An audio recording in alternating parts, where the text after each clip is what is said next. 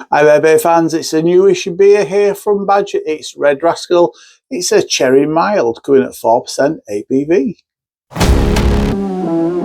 Welcome to Andy's Beer Reviews. This fella cost me £2.20 from Tesco's. It's relatively new in Tesco's. It's probably been out a couple of months and that's about it.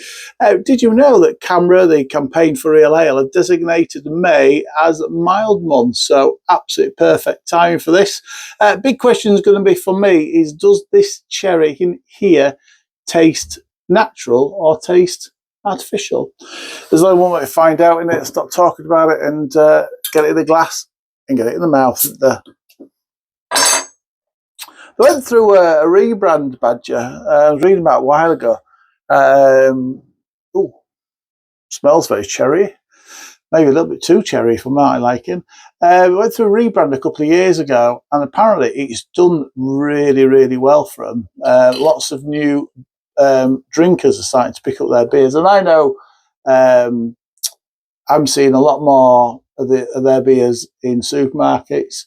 And getting people who don't normally talk about beers or talk about beers a lot say that they're starting to drink their stuff as well. So it is working for them, which is really, really good.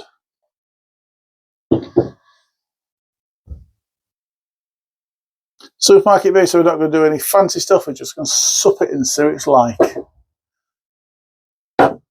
Right, let's taste this little fella. Cheers, everybody.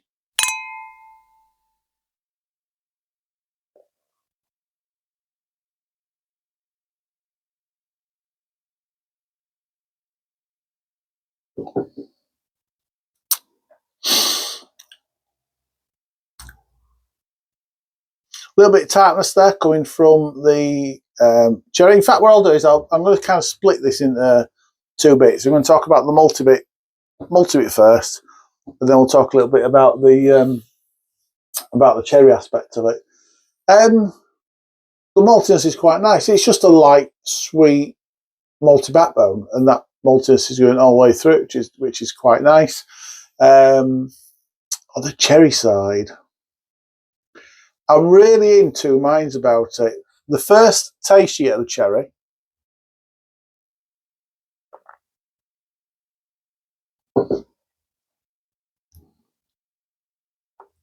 is quite nice. And then there's a little bit of tanginess there, but there's a real artificialness to it. The back end just tastes like a real artificial flavour. So it's nice, but then it turns into this artificial flavour, and I'm a little bit, don't know, I need to drink a little bit more of it, I think, but I'm a little bit not too sure about this. It's interesting. Mild's making a bit of a comeback. I mean, back in the day, late 1800s, you had almost like two types of beer. You had milds, and mild just, well, you had beer, and people liked beer aged. They liked it a little bit stronger, and so you got these strong ales. But some people preferred a more younger version, a lower ABV version. They're the milds. The milds are basically young beers. They haven't been aged. They didn't have those strong, robust flavours to them. They tend to be relatively lower ABVs. So that's what mild was. Mild was just a young beer. As what normally happens through society, when you start doing something like that, you start getting, times change, don't they? So mild started off as a low ABV. Over time, people wanted to brew milds, which were stronger, and so you ended up getting them quite strong. And I think it's like World War One, something like that. There's lots of changes, rationing. You didn't want people drunk all the time, so actually milds came really back down in ABV.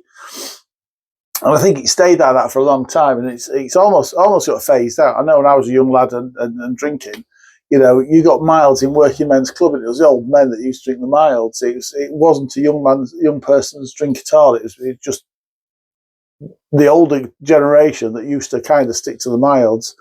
And we used to make fun of it. That we used to say, mild is just all the, when they pour a beer, it ends up in a little drip tray. And that was just the mild. It was just like and there's a little bit of truth in it, I think, in that milds were sometimes mixed. So different styles of younger beers from brewers were mixed together to produce a more complex mild. But he's making a comeback now. He's making a comeback. He's a lighter drink. I say lighter drink, it is lighter in the mouth, but actually this tastes quite robust. It's quite nice. It's quite a rich, robust beer, which I quite like about this one. Another drink.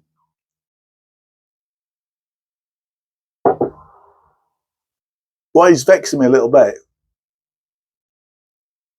is just this tastes more. When you first take it, like I say, it tastes like cherry, and then for me, it turns into almost like a plummy raspberry flavour. And then right at the back end, there's a little, almost like an artificial sweetener flavour, artificial flavour to it. That's all I can describe. It's like just an artificial flavour to it. They obviously don't use fresh cherries. I understand they're going to use some sort of concentrate or something like that. I understand that, but just for me, it tastes a little bit too. Excuse me. It tastes a little bit too artificial. The beer itself.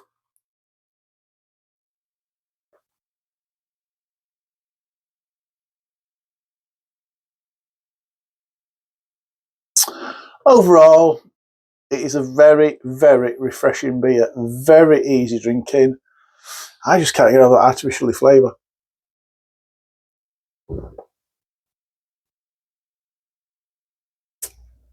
The big test for me always with a beer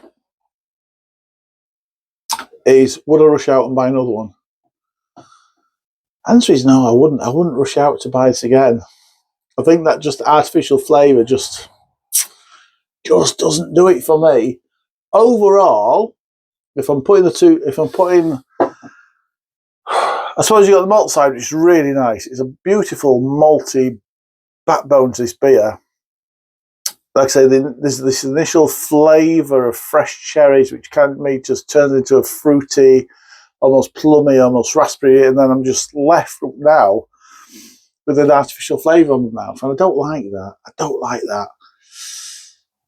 I am going to have to go for this 6 out of 10. It's a 6 out of 10 from Andy's Beer Reviews. Like I said, it's brand new out, but a few of you would have tried this, and I'd recommend you do try it.